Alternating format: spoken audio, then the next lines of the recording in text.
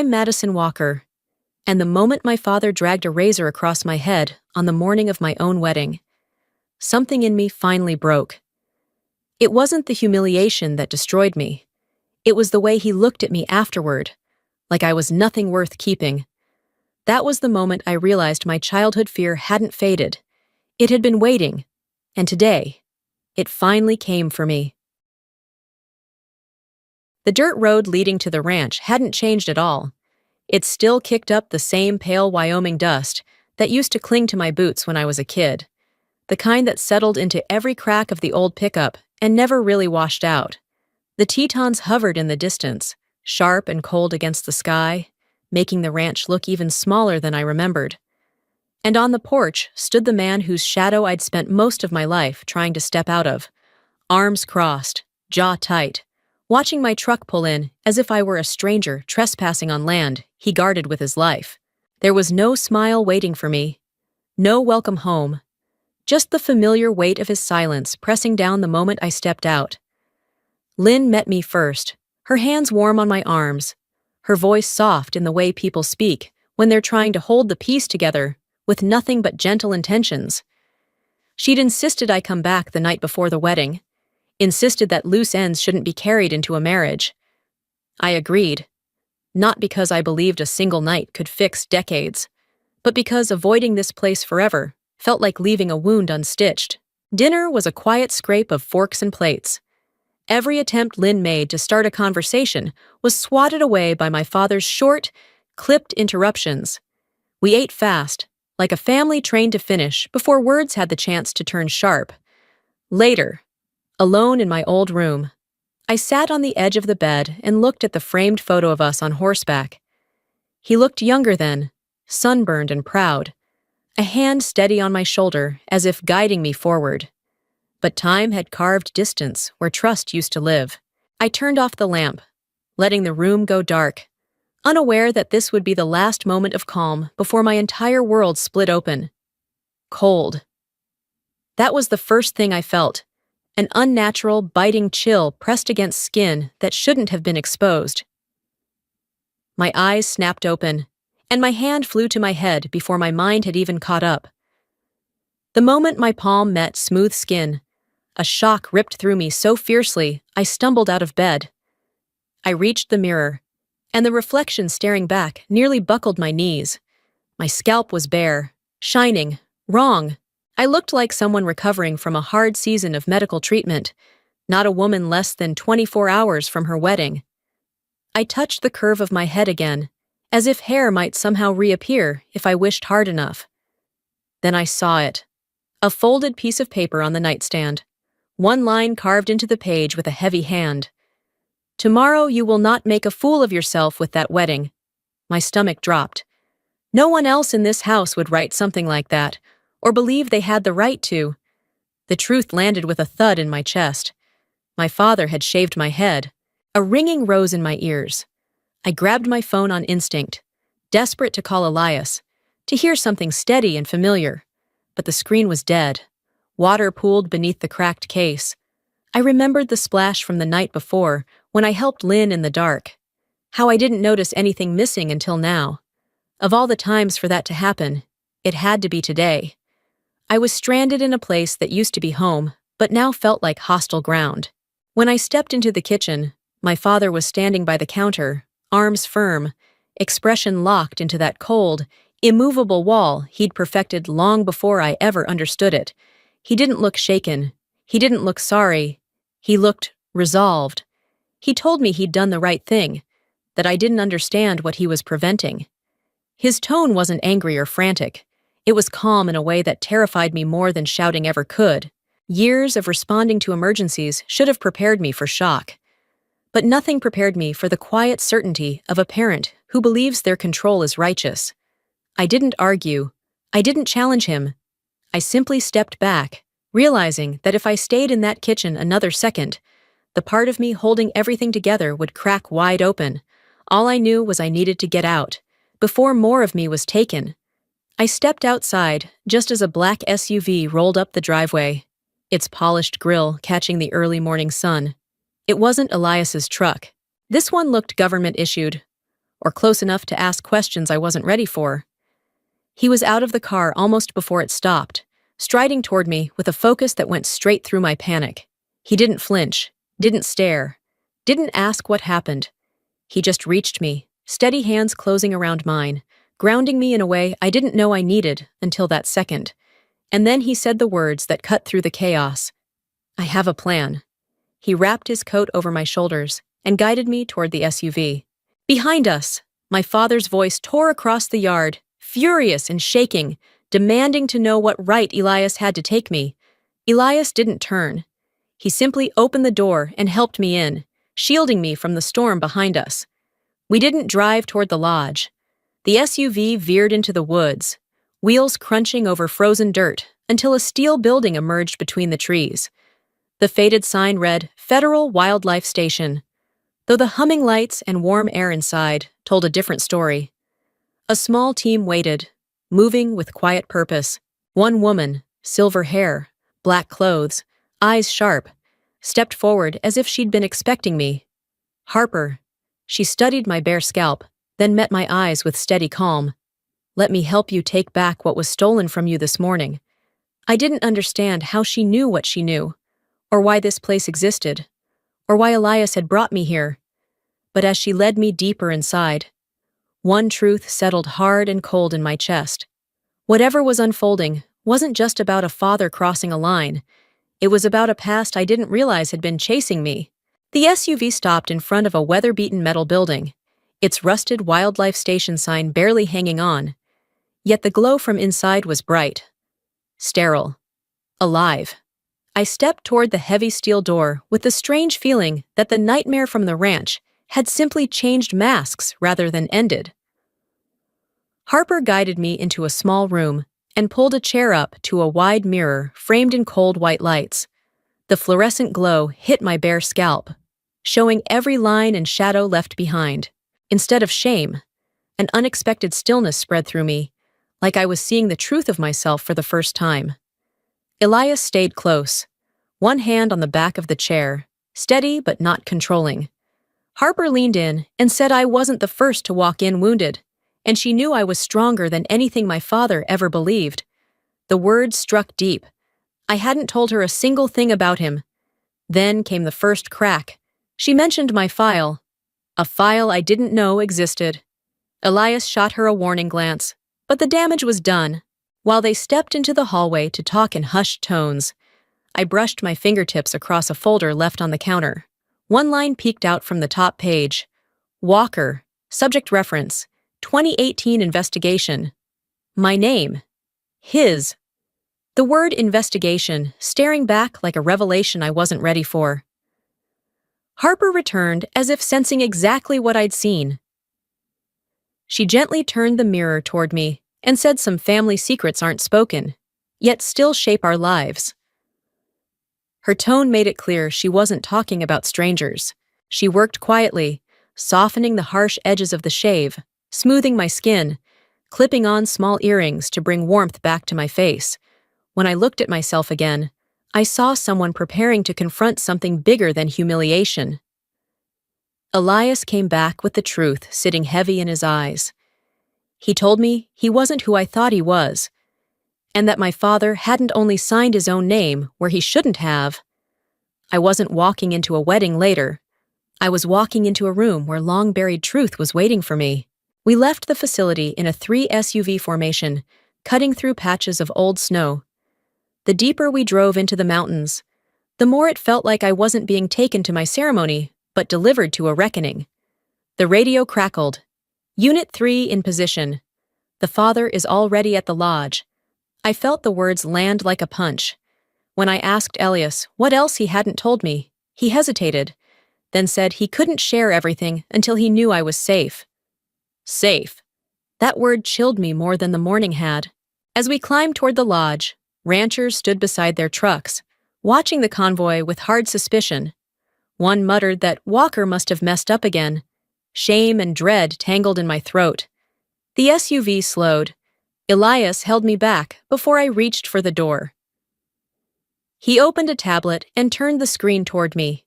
My signature, except it wasn't mine, sat on a land transaction dated years ago.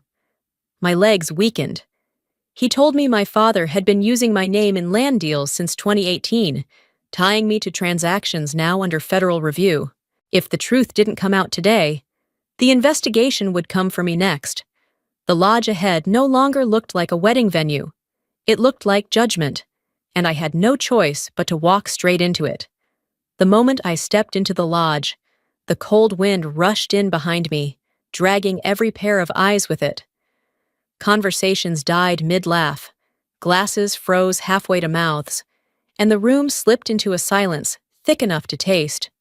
I stood there, head bare, raw, undeniable, feeling the weight of every stare land on me like falling stones. A woman who'd known my mother pressed a hand over her lips, whispering to the friend beside her. The friend murmured something about what my father must have done. Their confusion didn't land on me. It landed on him. He stood near the pastor, shoulders stiff, jaw locked, and when he turned and saw me, a twitch crossed his face, the look of a man realizing control had finally slipped from his grip. He strode toward me and planted himself in the aisle, blocking the altar. His voice wasn't loud, but it carried across the wooden beams as he insisted I wouldn't go through with anything looking like this. His hand lifted, reaching for a veil that didn't exist, grasping at authority he no longer held. The gesture broke something inside the room. Not anger, disbelief. He turned to the pastor next, telling him not to proceed. The pastor's fingers shook as he clutched his prayer book, torn between the stern man he'd known for years and the woman standing stripped of dignity in front of him. No one moved, no one breathed. Then a rancher in the back stood. He asked my father if he was hiding trouble again, something about old land deals. The words didn't need finishing. The entire lodge understood the implication. My father snapped his head toward him, eyes blazing with fear more than fury. And then Elias walked in. He entered with a calm that sliced through the tension, flanked by 2 federal officers. His voice was low and steady, as he said today wasn't about blaming or ruining anyone. It was about freeing the innocent. Silence rippled across the lodge like a shockwave. I felt the ground shift beneath us. The reckoning had started. The lodge no longer felt like a wedding hall. It felt like an interrogation room draped in pine garlands and forgotten flowers. Every gaze locked onto the folder Elias carried. He set it on the long wooden table. My breath caught when I saw the page. My name beside a signature that looked like mine, but wasn't. Beneath it, the stark verdict. Verification failed. My father lunged, shouting to hand it over, but the panic in his voice cracked his facade wide open. 2 men in plain suits stepped forward. They explained they'd traced land deals through several states, and my name had appeared repeatedly. My father tried to protest, but his words stumbled into silence, his half-finished sentence sounding too much like a confession. A rancher called out that he'd suspected the 2018 sale was crooked. Another remembered federal agents asking questions back then. The community, once unquestioningly loyal to him, shifted away, one uneasy step at a time. Then Lynn broke. She grabbed his sleeve, her voice shaking as she asked why he'd dragged me into something so dangerous. Seeing her, usually so gentle, trembling in fear, cracked something deep inside me. And then Elias delivered the final blow. He looked at my father, then at me, his voice carrying through the room with chilling clarity as he said my father hadn't just shaved my head. He'd shaved away my future by forging me into criminal deals. The room went still. Even the fire seemed to hold its breath. My father collapsed into a chair, hands shaking violently, as if realizing the life he'd tried to control had finally crumbled. And I stood there, firelight flickering across my bare scalp, understanding that nothing about today, or my life, would ever return to the way it was. The point of no return had arrived. The lodge felt like a courtroom, too quiet, too heavy, as if the walls themselves were holding their breath. No music, no shuffling, not even a nervous cough. Only my pulse, tight and uneven, filling the space where laughter should have been. I stepped forward, no longer trembling the way I had as a kid hiding in the barn. This time, the shaking came from something breaking free. My father sat collapsed in a chair, shoulders sagging under the truth he could no longer outrun. The man who'd always towered over me now looked smaller than I ever imagined possible. No one spoke. No one moved. The silence opened a path straight to him. When I finally found my voice, it didn't sound like the one he spent years trying to shape. You didn't do what you did because you thought it was right. You did it because you were afraid of losing me. His eyes flickered with something I'd never seen. Hurt, not rage. I didn't stop. You punished me when I didn't obey. You treated my silence like agreement, and you believed shaving my head would shame me back into the daughter you wanted. I touched my bare scalp, not to hide it, but to claim it. But I'm not that girl anymore. I'm not afraid of you. Behind me. Lynn let out a strangled sob. I kept my gaze on him. Today, I take my voice back. The room stayed utterly still as the realization settled. This wasn't about destroying him. It was about refusing to let him destroy me any longer. The silence after my confession lingered like smoke in the rafters. No one shifted. No one whispered. It was the pastor who finally stepped forward, his voice gentle but steady as he asked what I wanted to do next. It was such a simple question, yet it struck something deep because it was the first time in my life that anyone in my family had asked what I wanted. I turned toward Elias. He didn't nod or lift a brow or try to guide me. He simply waited, giving me the space to choose without influence, without pressure. It was a kind of respect I wasn't used to receiving. The answer rose in me before I had time to second-guess it. I want to continue. The pastor inhaled slowly, as if absorbing the weight of everything that had led us here, and then he nodded. What happened next wasn't a traditional ceremony. No aisle, no music, no carefully arranged flowers. Guests remained exactly where they stood, forming a wide circle around the fireplace where the flames cast a warm, flickering glow over the raw truth I wore on my skin. Elias took my hands, his palms steady against mine, and spoke vows that felt like they anchored the room. He promised never to use my pain as leverage, never to silence me to keep the peace, and always to be a safe place whenever I needed to stand tall. A few older women wiped their eyes, nodding as if they understood how rare that kind of promise truly was. When it was my turn, I spoke from the place that had finally opened inside me. I didn't promise perfection or strength without wavering. I promised that I would never again smother my own voice to make anyone else comfortable, not even myself. The words felt like stepping onto solid ground after years of sinking sand. The pastor declared us married, his voice thick with emotion, and a soft ripple of applause filled the lodge. Warm, sincere. Nothing like the thunderous celebration weddings usually aim for. This was quieter, deeper. A room full of people saying they saw me, they believed me. Near the doorway, my father stood apart from the crowd, framed by the drifting smoke of the fire. He didn't storm out. He didn't apologize. He simply watched, hollow and humbled, as if seeing his life, my life, from the outside for the first time. No one pushed him away. No one demanded contrition. The truth was enough. The exposure didn't break him, but it stripped away everything he'd used to avoid looking at himself. As the applause faded, the warmth in the room didn't. The ceremony ended not with spectacle, but with a quiet affirmation that felt more powerful than any grand celebration. We see you, we believe you, and this time, you chose your own path. When the ceremony ended and the last guests drifted out into the cold, the lodge settled into a quiet that felt almost tender after everything it had held. I stepped out back, letting the Wyoming wind sting my cheeks as the Grand Tetons darkened into a deep, tired violet. That was when I saw him, my father standing alone beneath a pine tree, shoulders bowed, as if he finally felt the weight he'd carried and the weight he'd placed on me. I walked toward him without anger and without fear, only with the truth that had lived in my chest for years. He spoke first, voice unsteady, as he admitted he'd never known how to be a good father, that he thought control was love, and that it had only pushed me away. Hearing those words felt like something inside me, quietly unlocking. I told him I wasn't ready to forgive, but if he truly wanted to try, he could start now. He nodded, eyes red, and for once, we didn't force a hug or pretend things were fixed. We simply stood as two people finally saying what needed to be said. Later, in our small cabin by the trees, Elias and I settled near the fire. My bare head rested against his shoulder, warm and steady.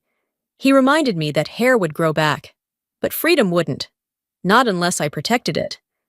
I smiled, feeling that truth settle into me.